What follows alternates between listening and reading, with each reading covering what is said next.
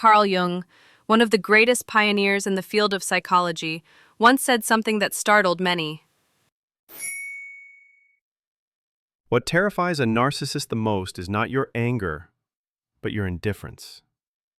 At first glance, it seems like a simple statement, but beneath its simplicity lies a power strong enough to shift the way we perceive toxic relationships, especially those shaped by someone with narcissistic tendencies. More accurately, someone who seeks to control your emotions, your mind, and even your entire life. If you've ever been in a relationship with such a person, you'll know how terrifying it can be. It's not just emotional pain, it's the experience of being pulled into a psychological labyrinth of manipulation, where you begin to question even your own perception of reality. Am I overreacting? Maybe I'm the one who's wrong. Am I ruining everything? But here's what many people don't realize, and what Carl Jung discovered after decades of studying the human psyche. There comes a moment when the power dynamic in the relationship starts to shift. And the strange thing is, you might not be the first to notice it. But the narcissist, they always know. They can sense it before you do. In this video, we will explore 7 deep psychological signs that prove you haven't just survived a narcissist, you've actually defeated them. And here's the most fascinating part. You might not even realize you've won, but they do. Stay with me until the end, because sign number 5 will fundamentally shift how you see your own healing journey. And sign number 7? That's the one that shatters the narcissist's entire psychological framework. Sign number 1. Your silence has become their worst nightmare. This is where everything begins to change, and perhaps the clearest sign of a quiet but powerful victory. Carl Jung discovered that narcissists rely on something he called psychic feeding. They survive on emotional energy from others, especially from you. Your anger, your tears, your confusion, your attempts to reason or plead. These emotional reactions are the fuel that feeds their false sense of self. But one day, something shifts.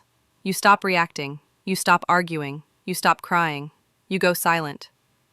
Not as a manipulation tactic, but because you genuinely no longer feel the need to speak.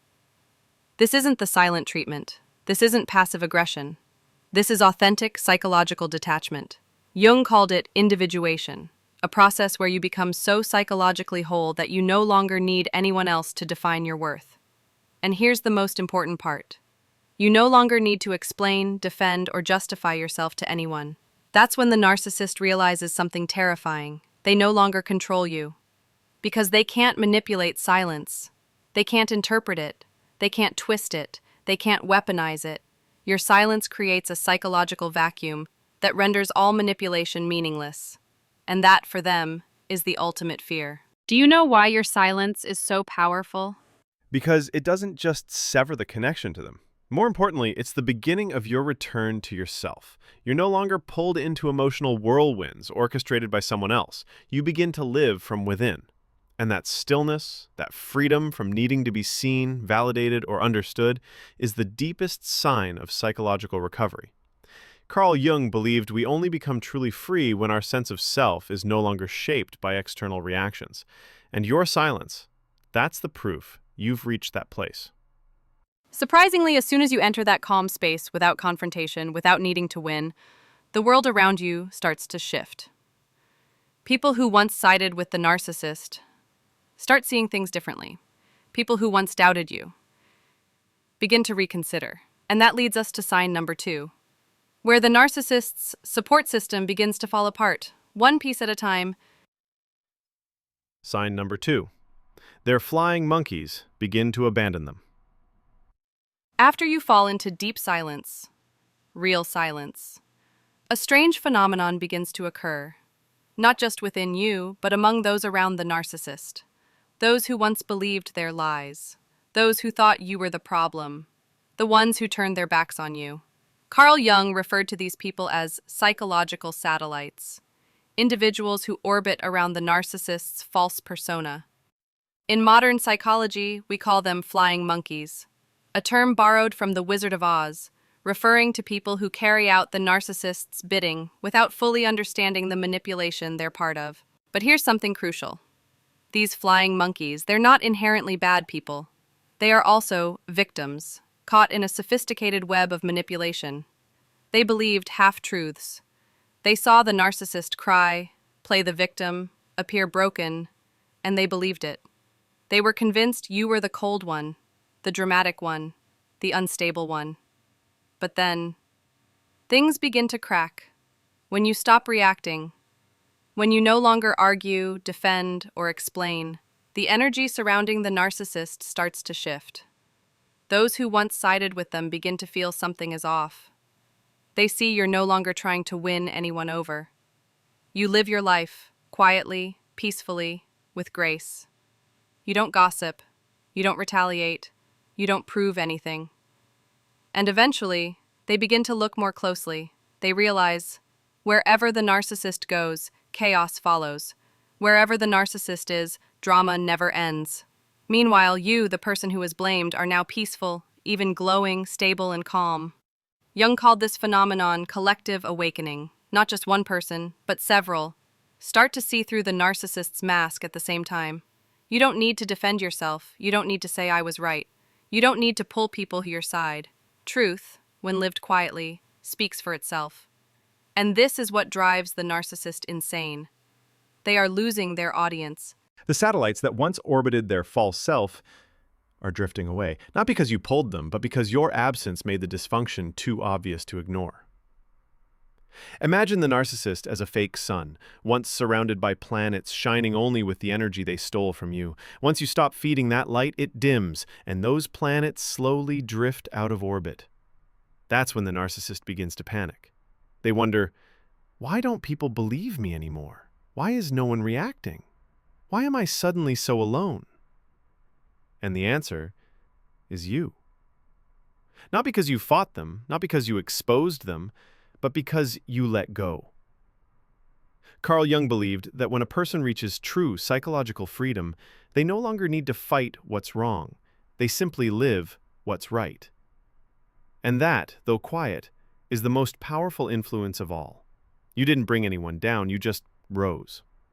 Let this truth settle in your heart. You don't need to prove you're right. You don't need to justify why you left. You don't need others to understand the pain you survived. Your silence, your healing, your quiet return to your authentic self, that's enough. That transformation, though invisible to some, shakes the very foundation of the narcissist's false identity.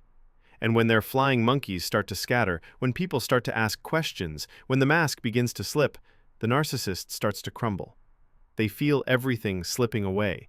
No more reactions from you. No more sympathy from others. No more validation to uphold their grand illusion. Just the raw truth and a false self in full-blown panic. But my friend, this is only the beginning. Because once they see you healing, growing, and evolving, the next thing happens. They start to imitate you. Not because they want to heal, not because they understand transformation, but because they can't stand that you've become something they'll never be, truly free. But then you found the way out. You stepped into the light. You began living in a new space, a home filled with sunlight, green leaves, and morning bird song. And day by day, the old room faded from your thoughts. Not because you tried to forget, but because it simply held no meaning anymore. That is transcendence. You begin to live again, but this time, truly. You buy the coffee you like, not the one they mocked. You listen to old songs, but they no longer hurt. You pass by that familiar street, but feel nothing. Everything once tied to them is now neutral. No triggers, no pull, no memories stirred. You don't even realize you haven't thought of them in days. And this is the most fascinating part, the part that drives the narcissist insane. Carl Jung discovered that narcissists, though seemingly detached, are acutely sensitive to one thing. They can feel when they no longer exist in someone's mind. They sense their own invisibility, and it sends them into panic. You don't text, you don't block them, because you don't need to. You don't throw jabs on social media. You don't mentio. You don't mention their name to friends. You simply live. And to them, it feels like psychological death. A narcissist survives on others' reactions. They need you to think of them, to love, hate, grieve, miss them, to live rent-free in your mind so they can still wield power. But now, They've been erased from your mental space. And to them, that is a wordless death. Carl Jung called it existential terror. Because if there's no one left to manipulate, then who are they? They don't know. And that unknowing is what breaks them from within. But what about you? You've been reborn, quietly, without applause. You no longer need them to define who you are. You begin to rediscover yourself through the passions you once abandoned, the dreams you once suppressed, the healthy, kind relationships you now nurture, the calm mornings free from psychological chaos. You live as if they never existed, not because you deny the past, but because you've outgrown it. This is the final victory, and the quietest one. You don't need to stand on a stage to declare anything. You don't need revenge. You don't need to write long posts about your pain. You just live in truth, and let your healing speak for itself. Carl Jung said, "One who has transcended a toxic relationship does not need to prove it. Their peace is the proof." And as you live this new life, full of light and clarity, on the other side, the narcissist begins to unravel. Unable to control you anymore, they try to control the story about you. They start to smear your name, spin lies, gossip to anyone who will listen. They try to destroy your image because it's the last piece of you they can cling to. But here's the beautiful part. You don't even respond. And that, ironically, is what causes them to lose completely. That is sign number 6. Their smear campaign becomes meaningless noise, and people begin to see who's who.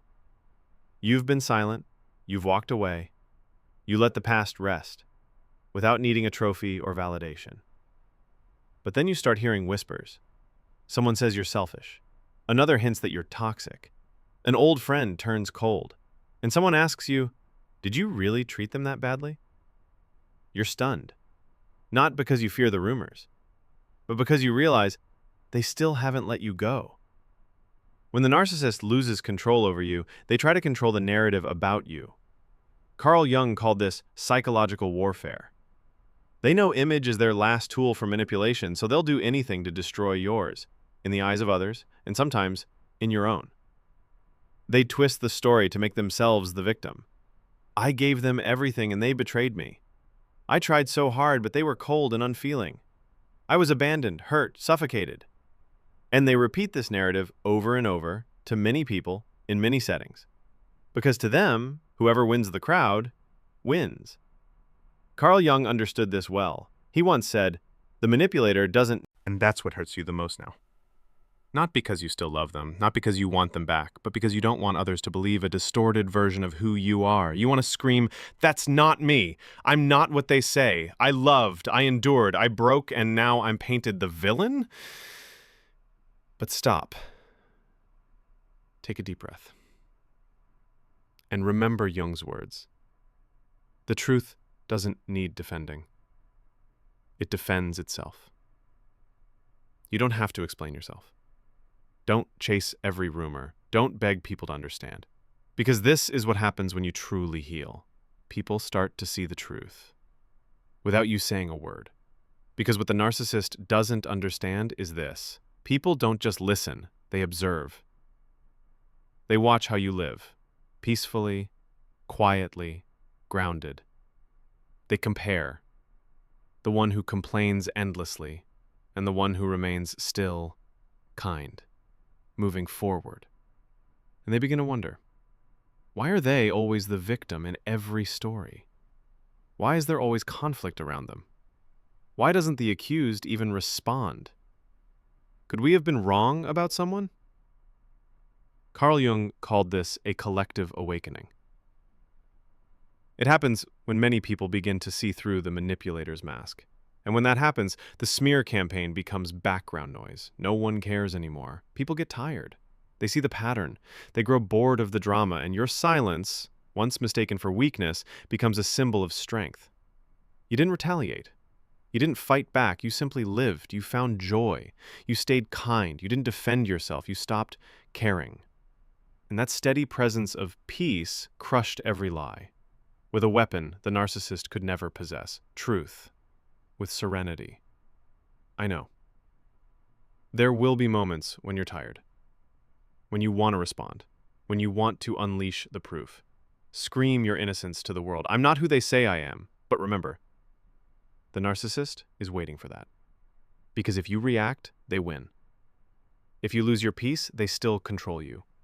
If you enter their play, you give them a stage. You don't have to play that game anymore. You don't need to win. Because truth stands on its own, even in silence. Carl Jung once said, "True healing not only heals the individual, it fractures the entire system of lies surrounding them." And you, through your quiet, steady truth, are making that system crack.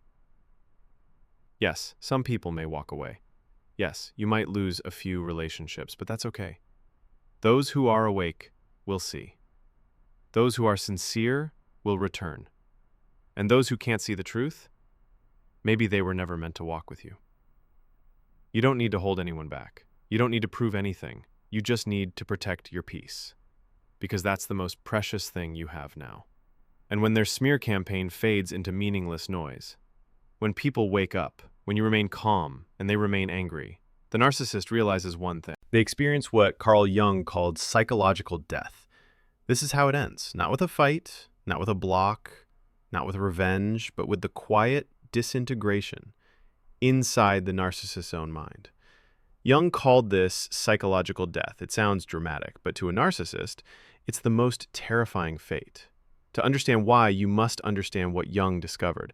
A narcissist doesn't have a true self. They never developed a grounded, authentic identity. Instead, they built a false self, a mask made of control, admiration, and power. Like a hollow puppet, they only function when someone pulls the strings. As long as you react, whether in love, rage, or sorrow, they exist. But when you go quiet, when you stop responding, when you vanish from their radar, their fake structure begins to crumble. Psychological death doesn't happen overnight. It comes like a slow, inescapable panic. First, they feel vague anxiety, then rage because they can't control you anymore, then despair when their tricks no longer work, and finally chaos, because with no one left to manipulate, they're forced to look inside and find nothing but a cold, empty void. Carl Jung once said, "We do not become enlightened by imagining light, but by making the darkness conscious."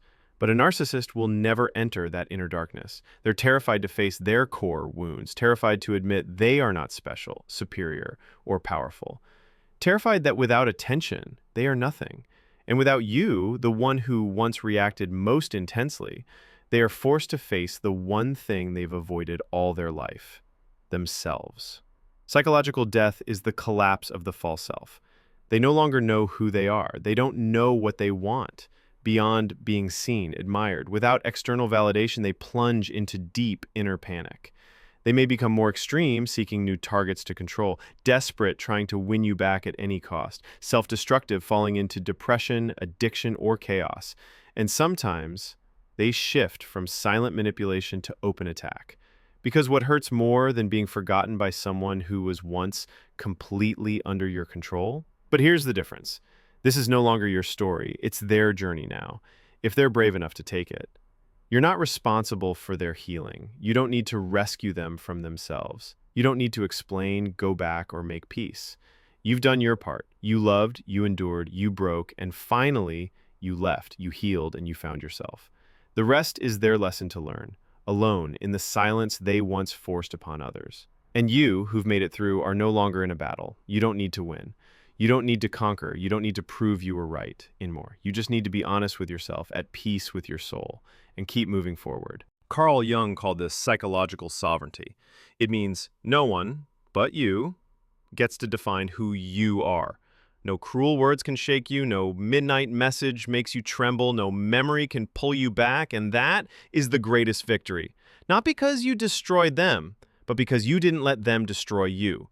Their downfall was never your goal. It was just the inevitable result of you stepping out of their game, because the false self cannot survive in a space of authenticity. And when you live truthfully, when you love yourself, when you walk forward with quiet strength, their ego simply has no place to exist. Carl Jung once said, "Those who heal themselves unintentionally expose the fakes around them, not because they try to, but because real light always reveals the dark." And you, Through your healing, silence, honesty, and persistence have done just that. You haven't just escaped a person, you've broken free from a distorted psychological system that once made you question your worth. Now, you're not just surviving, you're truly living. You haven't just walked away, you've transcended. And the narcissist, whether they realize it or not, lost the moment you stopped looking at them and began looking at yourself.